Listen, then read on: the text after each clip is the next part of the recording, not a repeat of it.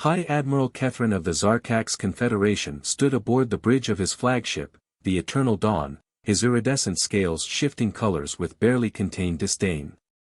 Before his fleet hung a vessel that offended every aesthetic principle his species held dear, a brutish angular construct of dark metal and exposed weapon systems, lacking the elegant biomechanical design that marked civilized species.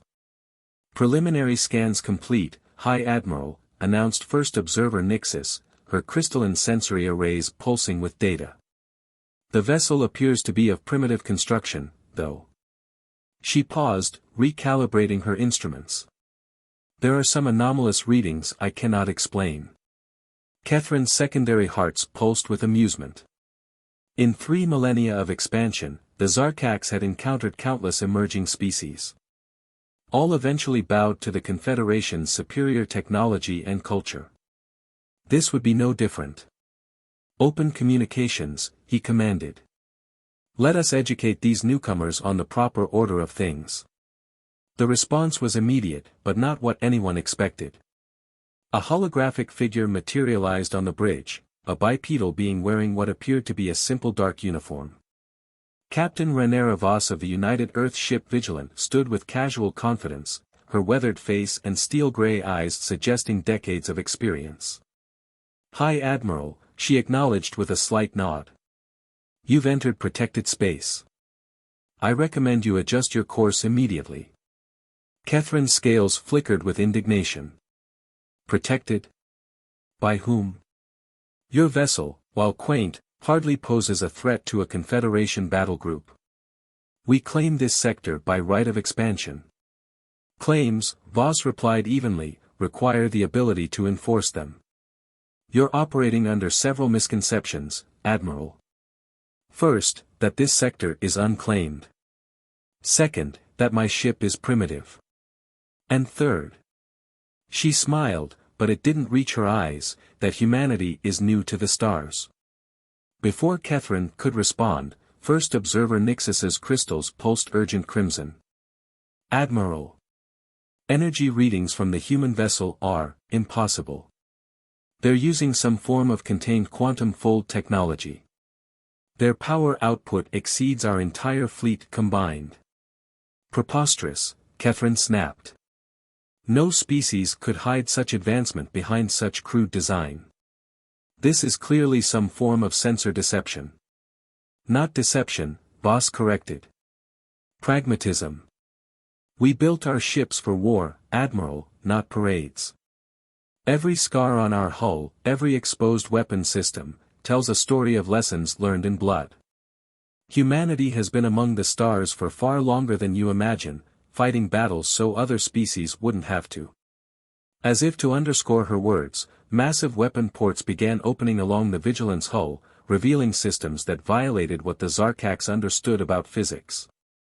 The vessel's dark metal skin rippled with subsurface patterns that hurt the eyes to observe. Last warning, Voss stated. Withdraw your fleet. The threats lurking in this sector are beyond your experience. We've contained them for centuries, and we prefer to avoid unnecessary confrontation with your people. Kethrin's pride overwhelmed his growing unease. The Zarkax Confederation does not respond to threats from singular vessels, no matter how unusual. First Observer, target their primary systems. Let's demonstrate proper civilization to these, humans. The Eternal Dawn's bioplasma cannons charged, their energy building to levels that could shatter small moons. Across the fleet, weapons locked onto the lone human vessel. Voss sighed, genuinely regretful. Pride. She shook her head. It's always pride. Very well. Lieutenant Commander Ryan, initiate Defense Protocol Omega. Let's show them why humanity builds its ships the way we do. The space around the Vigilant began to distort, the vessel's hull taking on a fluid quality that defied conventional physics. What the Zarkax had dismissed as crude design suddenly revealed itself as layers of technology so advanced it appeared primitive, like how a stone might seem simple until you realized it contained precisely engineered quantum processors. As the Confederation fleet opened fire, they were about to learn an expensive lesson about appearances, and why humanity had survived among the stars long enough to perfect the art of being underestimated. The bioplasma salvos from the Confederation fleet illuminated space like artificial suns, converging on the Vigilant with enough force to crack a small planet. First observer Nixus prepared to record yet another species' introduction to civilized space, but the data she received shattered her understanding of reality. The human vessel didn't dodge. It didn't raise shields. Instead, the brutal angular hull seemed to drink in the energy, its surface rippling like liquid metal. Geometric patterns of deep purple light spread across its skin, tracing impossible mathematics in three-dimensional space. Energy absorption at 100%, Lieutenant Commander Ryan reported calmly. Quantum sync arrays operating at optimal efficiency. Permission to demonstrate our response capabilities, Captain. Voss nodded, her expression hardened by the knowledge of what would follow. Minimal force protocol. We're teaching a lesson, not starting a war. The Vigilance transformation began slowly, then accelerated with terrible purpose. What had appeared to be battle scars revealed themselves as precisely engineered energy conduits. The crude weapon mounts flowered open like metal petals, exposing technology that caused Nixus's crystalline form to vibrate with existential terror. "Hi Admiral," she whispered, "I'm detecting temporal distortions. They're not just manipulating space, they're bending time itself around their weapon systems." Catherine's scales had lost their iridescent shine, fading to a pale gray of uncertainty. "Impossible. The energy requirements alone would exceed your entire fleet's output." Voss interrupted, her hologram still standing calmly on their bridge. "We tried to warn you. Humanity learned long ago that conventional physics was a suggestion, not a rule. We've had centuries to perfect what you thought impossible." The Vigilance response came not as a weapon blast, but as a ripple in spacetime itself. A sphere of distorted reality expanded outward, enveloping the nearest Confederation cruiser. When it passed, the massive biomechanical vessel had been transformed, not destroyed, but changed. Its weapons and engines had been temporarily reverted to component materials, effectively disarming it without harming its crew. By the first light, Nixus breathed. They've mastered selective temporal manipulation. They can choose which parts of causality to affect. Two more Confederation vessels suffered the same fate before Catherine found his voice. "Stand down," he commanded his fleet. "Hold your fire." Pride warred with survival instinct in his expression as he addressed Voss. "You could have destroyed us." "Yes," she agreed simply. "But that's not our way. Humanity has fought real monsters among the stars, Admiral. We don't destroy potential allies just because they're proud. Or misguided. Or even hostile." As if summoned by her words, Nixus's sensors suddenly screamed with new alerts. Massive gravitational distortions were forming at the edge of the system, the kind that heralded arrivals through forced spacetime ruptures rather than civilized FTL travel. "Unknown entities emerging," she reported, her crystals pulsing with fear. "Energy signatures match nothing in our database. They're consuming background radiation as they advance." Voss's expression turned grave. "And that, Admiral Catherine, is why we patrol these sectors. Those are void hunters, entities that consider evolved consciousness a resource to be harvested. We've been keeping them contained for 300 years, far from developing civilizations like yours." The spatial ruptures tore open like wounds in reality itself, disgorging shapes that hurt the mind to observe.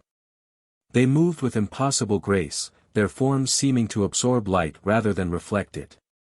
"You have two choices," Voss continued, her voice carrying the weight of centuries of human experience. "You can flee, and we won't think less of you for it. Or you can stand with us, learn why we build our ships like fortresses, and help us send these abominations back to the void they crawl from." Catherine stood straighter, his scales slowly regaining their color. 3 millennia of Confederation history had not been built on cowardice. "What do you need us to do?" Voss smiled, and this time it reached her eyes. First observer Nixus, I'm transmitting technical specifications to your arrays. The Void Hunters can be hurt, but only if we synchronize our attacks through quantum-linked targeting systems. We're going to teach you how humanity fights when we have something worth protecting. As the eldritch horrors approached, the Vigilant's brutal efficiency suddenly made perfect sense. In a universe where such things existed, beauty and elegance took a distant second to survival and effectiveness. The real question was whether the Confederation could adapt quickly enough to survive their first lesson in humanity's school of hard knocks. Time seemed to slow as the Void Hunters approached, their reality-warping forms casting impossible shadows across normal space. First observer Nixus worked frantically to integrate the human quantum targeting protocols into the Confederation fleet's biomechanical systems, her crystalline form vibrating with focused intensity. Integration at 60%, she announced, watching as purple geometric patterns began spreading across the hulls of Confederation ships, merging human technology with Zarkak's biotechnology in ways that should have been impossible. The systems are adapting to each other. They would, Lieutenant Commander Ryan commented through the now-shared command channel. Your biotech is actually easier to sync with than most. It's almost like it's reaching out to connect. The first Void Hunter attack came without warning. A beam of pure darkness lanced out, not so much energy as the absence of it, aimed directly at the Eternal Dawn. But the Vigilant was already moving, interposing itself between the attack and the Confederation flagship. The beam struck its battle-scarred hull and seemed to twist sideways into another dimension entirely. Quantum deflection successful, Ryan reported. Admiral Catherine, your ship's new targeting systems are online. Focus fire on the coordinates we're broadcasting, aim for the points where their dimensional anchors are weakest. Catherine's scales shifted to battle colors, deep reds and blacks that reflected his species' ancient warrior heritage. All vessels, coordinate fire with the human ship. Show these abominations why the Confederation has ruled this arm of the galaxy for 3 millennia.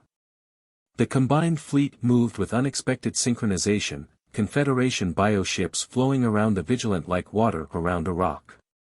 When they fired, their bioplasma weapons were transformed by the human quantum protocols, their energy twisted into forms that could actually harm the otherworldly invaders. A Void Hunter screamed in dimensions that shouldn't exist as synchronized fire from 3 Confederation cruisers and the Vigilant tore through its spatial anchors, forcing part of it back into the nothingness it came from. But its death throes released a pulse of anti-energy that consumed 2 Confederation ships entirely, their crews having no time even to scream. Containment fields. Voss commanded, her voice sharp with urgency. Nixus, divert power from your tertiary biosystems into the quantum matrices we've uploaded. Create a temporal barrier around your fleet. The first observer complied without hesitation, past prejudices forgotten in the face of extinction. The remaining Confederation ships began to glow with an inner light as their living technology merged with human quantum engineering, creating defenses that could actually withstand the physics-defying attacks of the Void Hunters. Multiple dimensional breaches detected. Nixus reported, her sensors tracking tears in reality itself. They're trying to flank us through subspace.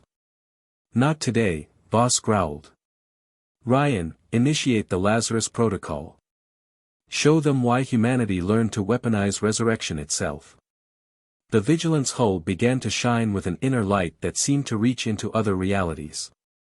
The ships that had been destroyed moments ago suddenly reappeared, their forms reconstructing from quantum backups stored in subspace. Their crews, restored from the same backup state, rejoined the battle without missing a beat. Impossible, Catherine whispered, watching ships he'd seen destroyed fight again. You can restore the dead. Not exactly, Voss explained, even as she coordinated another attack run. We learned to preserve quantum states of entire ships and crews, storing them in pocket dimensions. When a vessel is destroyed, we can reconstruct it from its last saved state. The crew remembers everything up to the moment of backup. We learned this trick fighting something far worse than Void Hunters. The battle transformed into a dance of impossible physics and desperate strategy.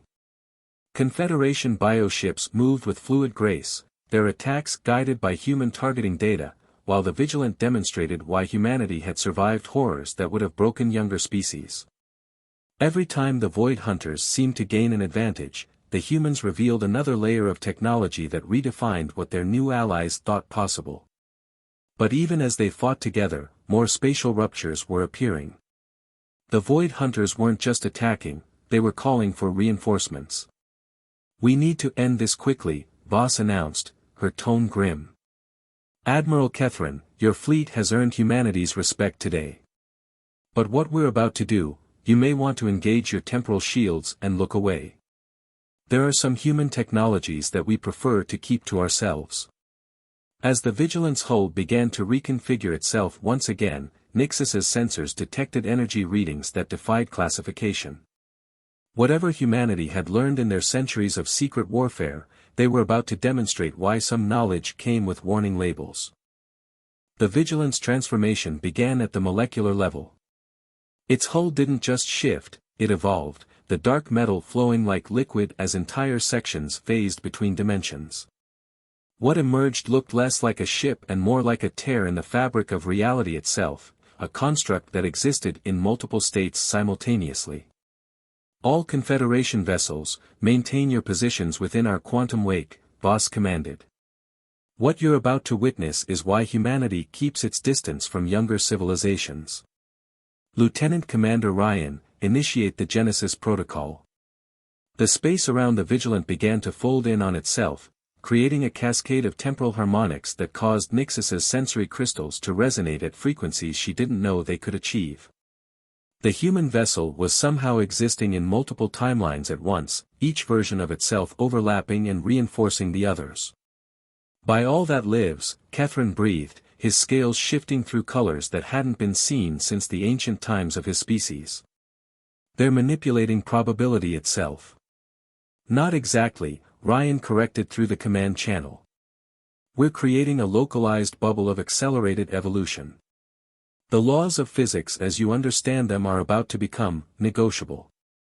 The Void Hunters sensed the change coming.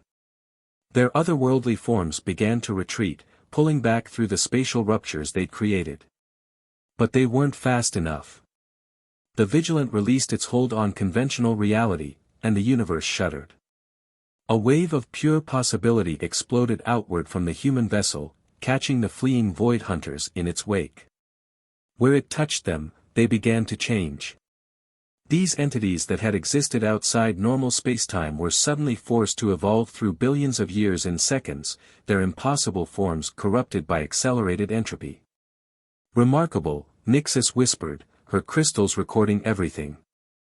"They're not destroying the Void Hunters, they're forcing them to age. To experience time as we do." The effect was devastating. The Void Hunters, creatures that had existed in a state of temporal stasis, were being dragged into the flow of normal time. Their bodies, never meant to experience linear existence, began to break down at the quantum level. Those that didn't immediately collapse into temporal entropy fled back through their ruptures, their otherworldly screams echoing across dimensions. But the victory came with a price. The Vigilance hull was cracking, lines of pure white light bleeding through as the strain of manipulating fundamental forces took its toll. "Containment failing," Ryan reported, his calm voice finally showing signs of strain. "The temporal backlash is exceeding our compensation factors." "Nixus," Voss called out, "your bioships, they can adapt to energy patterns, correct?" The first observer's crystals pulsed with sudden understanding. "Yes, yes. Admiral, if we route our biological compensation networks through the human quantum matrices." "Do it," Catherine commanded without hesitation. The Confederation fleet moved in perfect synchronization, their living hulls extending tendrils of pure energy that connected with the Vigilance quantum field. The biomechanical ships began pulsing with the same deep purple light as the human vessel, their organic technology adapting to and stabilizing the temporal distortions. "Containment stabilizing," Ryan announced. "Your biotech it's actually improving our field coherence." "How is that possible?" For the first time since the battle began, Voss smiled. Because, Lieutenant Commander, we've all been underestimating each other. The Confederation's biotechnology is as remarkable in its way as our quantum engineering. Together. She looked at Catherine, we might be capable of things neither of us imagined possible. The combined fleet hung in space, human quantum mechanics supported by Zarkak's biological systems, creating a perfect synthesis of their civilization's strengths. The remaining Void Hunters had vanished back into their dimensional rifts, but everyone knew this wouldn't be the last time they appeared. We should talk, Catherine said finally, his scales settling into the deep blue of profound realization. About everything you've been protecting us from. About why you hide your true capabilities. About what else is out there that could drive a species to develop such devastating technologies. Yes, Voss agreed, her expression grave. Because what you saw today. That was us being gentle. There are threats out there that forced humanity to develop weapons we pray we never have to use again. And they're getting closer. The Eternal Dawn's bridge fell silent as the implications sank in. If this was humanity being restrained, what were they truly capable of? And what horrors had they encountered that made such power necessary? In the days following the battle, the Eternal Dawn's observation deck became an unlikely meeting ground between two civilizations. The vast window showed both fleets undergoing repairs, human quantum engineering and Zarkak's biotechnology working in harmony to heal the scars of combat. High Admiral Catherine stood beside Captain Voss, watching as tendrils of living metal from a Confederation cruiser helped stabilize a quantum breach in the Vigilance hull. His scales had settled into the deep green of contemplation, occasionally flickering with pulses of silver curiosity. 300 years, he mused. All this time, humanity has been out here, fighting battles we never knew existed. Protecting species that dismissed you as primitive. Why? Voss kept her eyes on the repair work, her weathered face reflecting the combined lights of both fleets. Because someone had to. When we first reached the stars, we were like you, proud, certain of our place in the universe. Then we encountered things that shattered our understanding of reality. Things that had been preying on younger civilizations for millennia. First observer Nixis approached, her crystalline form now modified to better interface with human quantum systems. Our historical records show gaps, she reported. Periods where promising civilizations simply vanished, leaving no trace. That was your doing, wasn't it? Erasing evidence of the horrors you fought. Sometimes the kindest thing you can do for a developing species is protect their innocence, Voss acknowledged. Let them grow strong enough to face the truth without breaking. The Confederation earned its revelation today, through courage and adaptability. Through the window, they watched as Lieutenant Commander Ryan coordinated with Zarkak's engineers, teaching them how to merge their biological technology with quantum field generators. The synthesis of their technologies was producing results that excited scientists from both species. We've already confirmed that the Void Hunters were just scouts, Catherine said, his scales darkening. Their main force will come eventually. And you mentioned worse threats? Much worse, Voss nodded. The Void Hunters are predators, but they're predictable. It's the intelligent ones you have to worry about. The ones that see developed civilizations as resources to be harvested or pawns to be manipulated. We've fought them all, learned from each encounter, adapted our technology, and kept watching the dark between stars. A holographic display materialized, showing the combined fleet sensor data. Nixis's enhanced crystals detected temporal distortions throughout the sector, evidence of ancient battles and hidden guardians. Your ship designs, she realized, they're not primitive at all. They're purposefully deceptive. Every crude feature serves a function we couldn't comprehend. Form follows function, Ryan added, joining them. We learn to hide our true capabilities in plain sight. Any technology sufficiently advanced looks like magic, but any technology sufficiently deceptive can look primitive. It saved our lives more times than we can count. Catherine's scales shifted to the royal purple of formal declaration. The Confederation owes humanity a debt. More than that, we've been blind to our own arrogance. Your people have earned more than our respect, you've earned our alliance. Voss turned to face him fully. An alliance comes with responsibilities, Admiral. If you stand with us, there's no going back to comfortable ignorance. Your people will have to grow, adapt, face truths that might shake their fundamental beliefs about the universe. Then let us grow, Catherine declared. Let us stand beside humanity as guardians, not just of this sector, but of all developing civilizations. The Confederation's biotechnology combined with your quantum engineering, together we might achieve things neither of us could manage alone.